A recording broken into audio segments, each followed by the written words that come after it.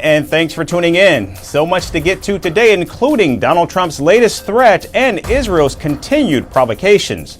All that and more, but first, a look at the latest headlines.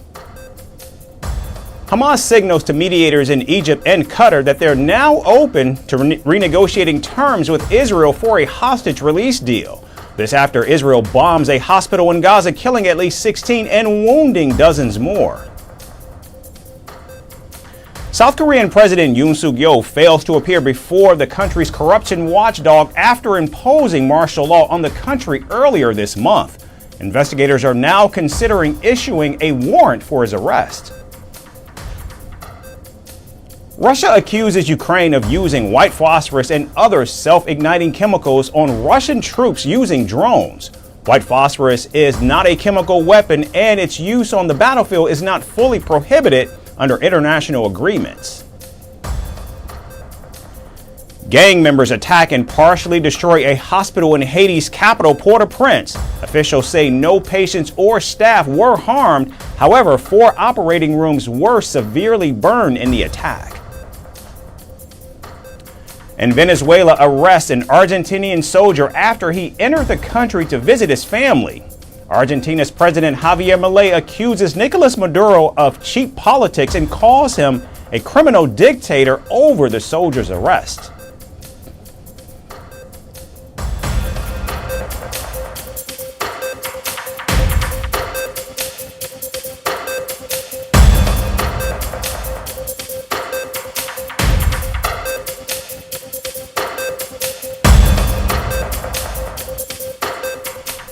We begin in the Middle East. Israeli Prime Minister Benjamin Netanyahu made a surprise visit to the Syrian side of the buffer zone in the Golan Heights. He met with the Israeli military officers who recently took control of the territory after the dramatic ouster of dictator Bashar al-Assad earlier this month. Now, standing atop Mount Hermon, Netanyahu vowed Israeli troops would remain stationed in Syria for the foreseeable future. I am here on the summit of Mount Hermon with the Defense Minister, the IDF Chief of Staff, the head of Northern Command, the director of the ISA and senior commanders. We are holding this assessment in order to decide on the deployment of the IDF in this important place until another arrangement is found that ensures Israel's security. Mount Hermon is about 6 miles from the border and is the highest point in Syria. With his visit, Netanyahu became the first sitting Israeli leader to set foot this far inside the country. This is nostalgic for me. I was here 53 years ago with my soldiers in the General Staff Reconnaissance Unit. The place has not changed. It is the same place, but its importance for the security of Israel has only been underscored in recent years, and especially in recent weeks with the dramatic events that have occurred below us in Syria. We will determine the best arrangement that will ensure our security. The Prime Minister says the seizure of the buffer zone is a temporary defensive move to ensure Israel's safety amid political instability in the country. However, his visit to the Golan Heights is likely to be viewed as provocative by Syria's new rebel leadership. Even the people living in the captured Golan Heights have rejected Israel's military activities in the country. Because of the Assad regime's collapse, I am extremely happy. I feel that I am standing in Paris Square as we are on the brink of a new era. But happiness is not complete since Israel attacked the villages of the Golan and is ethnically cleansing this area to take a piece of the Syrian land. It seems they have found it easy occupying Palestine, the Golan, and Lebanon. Meanwhile, Defense Minister Israel Katz offered a rationale for Israel's growing presence in the region, saying the summit of Mount Hermon would enable the Israeli troops to better identify the regional foes. Katz also said Mount Hermon allows Israel to observe Hezbollah militants in Lebanon, and Israel's presence would also deter Syrian rebels in Damascus. In addition to capturing the Syrian territory, Israel has recently carried out hundreds of airstrikes to destroy Syrian military assets, giving Netanyahu's forces a clear upper hand in the region. And here in the United States, incoming President Donald Trump has accused India of charging high tariffs on the import of certain American products. Speaking to reporters at his Mar-a-Lago estate in Florida, Donald Trump threatened to impose as much as a 100% tariff on goods from New Delhi.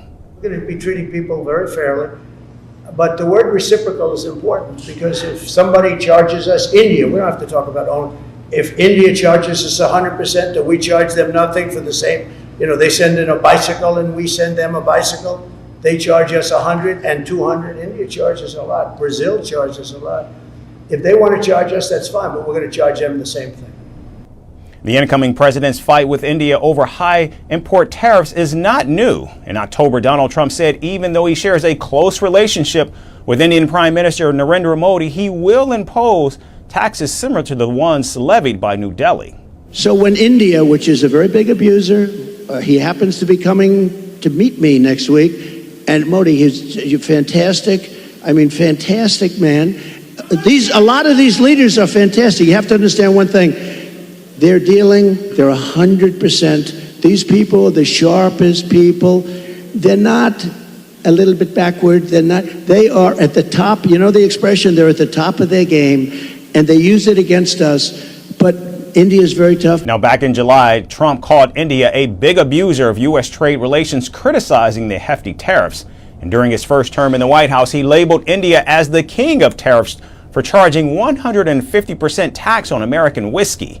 Notably, India's average import tariff is 17% compared to the 3.3% levied by the United States. New Delhi does impose high tariffs on products like wheat, rice, sugar, edible oils, and automobiles. However, experts say these taxes are only levied to protect specific industries, something that almost every country practices. Even with Donald Trump's criticism, the United States remains India's top trading partner, and their relationship continues to flourish. The bilateral trade between the two nations increased from over $140 billion in 2018 to more than $190 billion in 2022. Even the last trade war against China, which was started by Donald Trump in his first term, benefited India, allowing New Delhi to increase its exports to the United States by nearly $37 billion. And in Canada, 4 Canadian ministers have unveiled a border security plan that was also presented to Donald Trump's incoming administration. The plan, which emphasizes surveillance, intelligence, and technology, comes amid heightened focus on managing migration, drug trafficking, and organized crime across the U.S.-Canada border. Prime Minister Justin Trudeau's Finance and Public Safety Minister Dominic LeBlanc described an encouraging meeting with Donald Trump's border czar Tom Homan. The ministers have outlined a comprehensive strategy to strengthen the border involving the deployment of helicopters, drones, surveillance towers, sniffer dogs, and a joint strike force targeting transnational organized crime. You have technology, different systems and whatnot, and these systems can help us tracking people down. And also we have access to drones. So I have drone operators as well, and this is a very effective way to help track people. Now, to support these efforts, Prime Minister Trudeau has pledged more than $900 million over the next 6 years, with a focus on fentanyl trafficking, irregular immigration, and criminal networks. We are looking for a win-win with the United States, where American businesses and citizens will do well, and Canadian businesses and citizens will do well. And one of the most important things for us to do is not to freak out, not to panic. Now, knowing that, yes, these would be absolutely devastating means we have to take them seriously, but it does mean we have to be thoughtful and strategic. This move also follows pressure from Donald Trump, who had threatened sweeping tariffs on Canada and Mexico unless they curb the flow of migrants and drugs into the United States. Canada's Immigration Minister Mark Miller also announced plans to amend Canada's immigration laws to allow the cancellation or suspension of immigration documents in cases of public interest, such as mass fraud. We have a very important activity to undertake to make sure that we give confidence to the U.S. that we have an immigration system that they can manage for. To anyone considering entering Canada illegally, as we head into the coldest months of the winter, we want to make it clear that trying to cross into Canada between our official ports of entry is dangerous. Now, it's also important to note that Prime Minister Trudeau's government has in fact been shaken by the resignation of Deputy Prime Minister Chrystia Freeland, with calls for Trudeau to step down only growing louder. People are right to be angry. They've got a Prime Minister who's more interested in protecting his own job than defending Canadians against Trump. We've got a Prime Minister who's failed to defend workers from rich CEOs that the Conservatives love, who continue to rip off Canadians and drive up the cost of food and homes. The Prime Minister has failed. For New Democrats, it's always workers first and not CEOs. And not CEOs who the Conservatives want to defend. So will the Prime Minister acknowledge he has failed? He has to quit.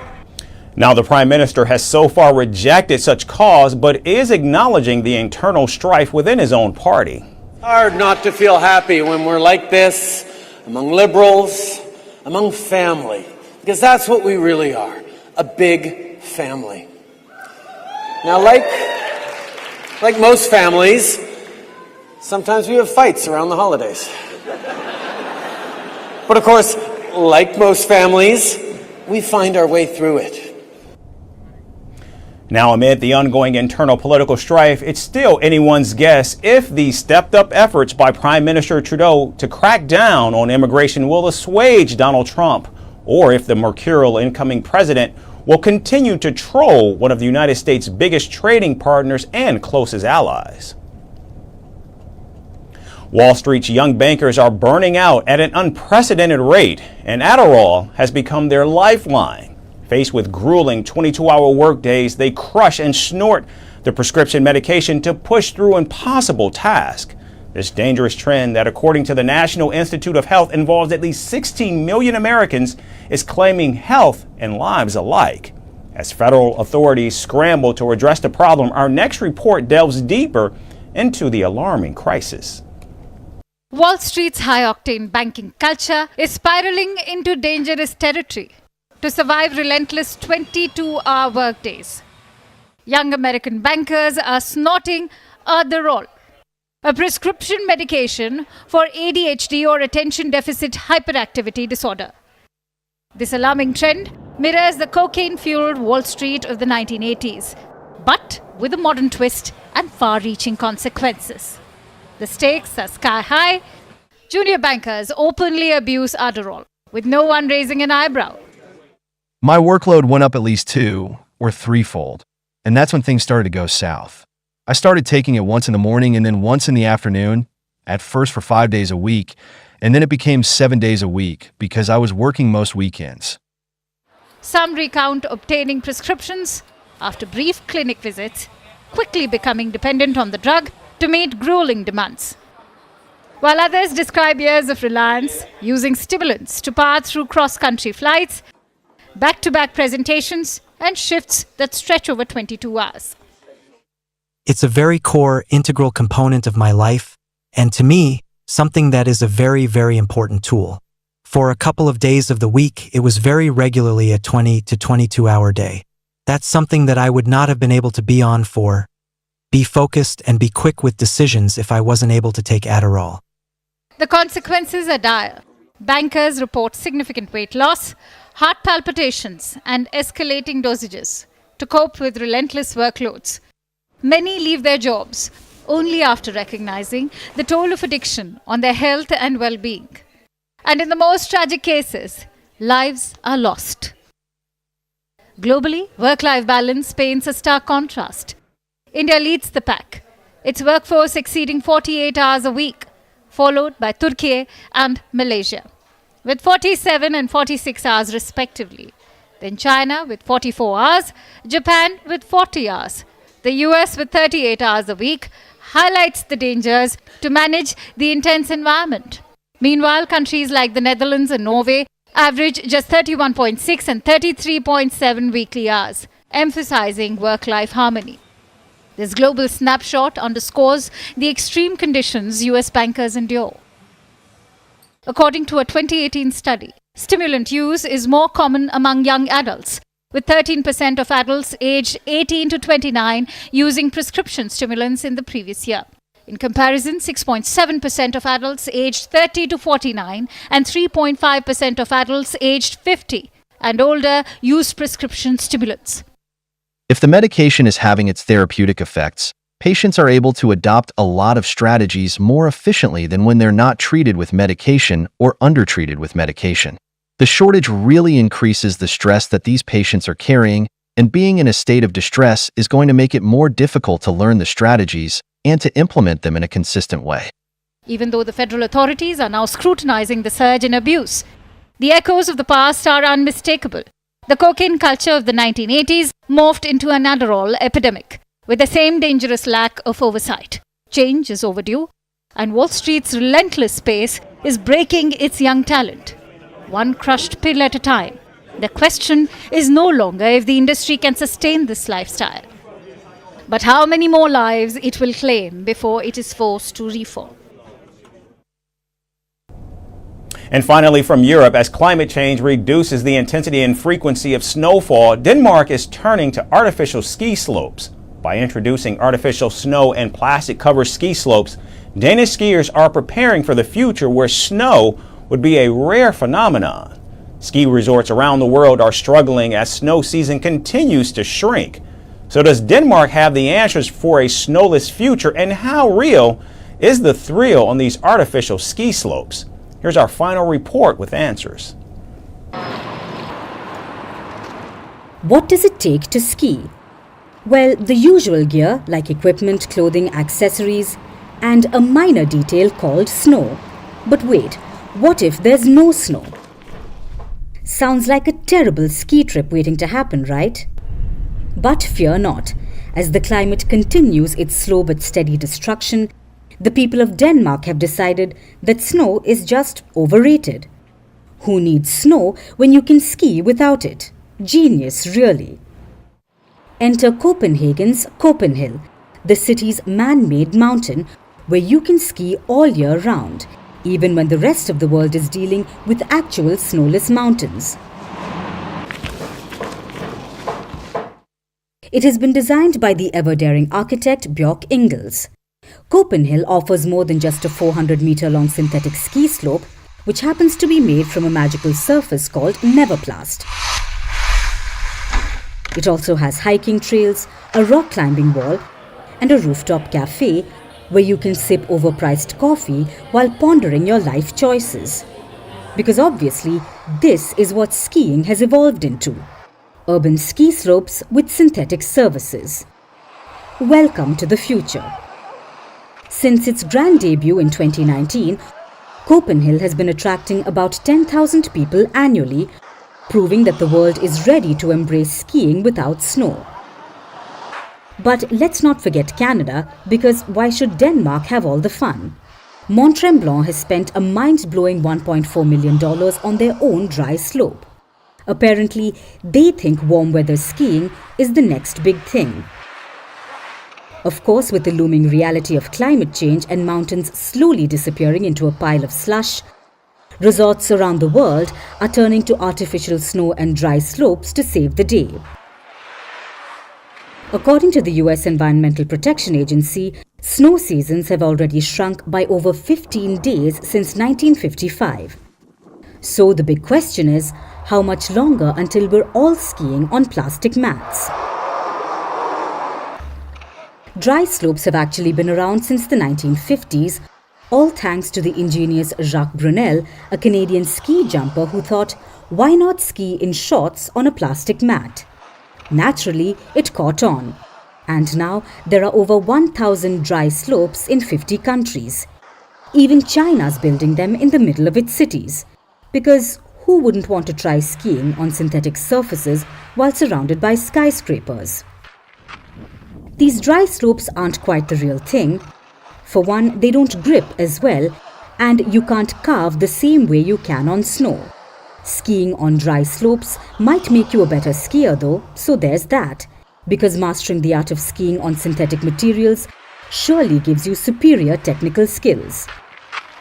Snow or no snow, skiing is evolving, and it looks like dry slopes might just be the future. If anything, they're the perfect reminder that skiing isn't just about the snow, it's about the thrill of the slope. Thanks everyone for tuning in. We're so glad that you joined us today. We look forward to seeing you right back here again tomorrow. Thanks for watching.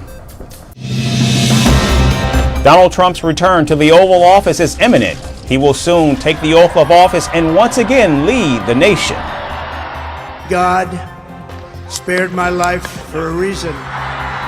President-elect Donald Trump's first priority tackling illegal immigration and securing the nation's borders. We're going to fix our borders.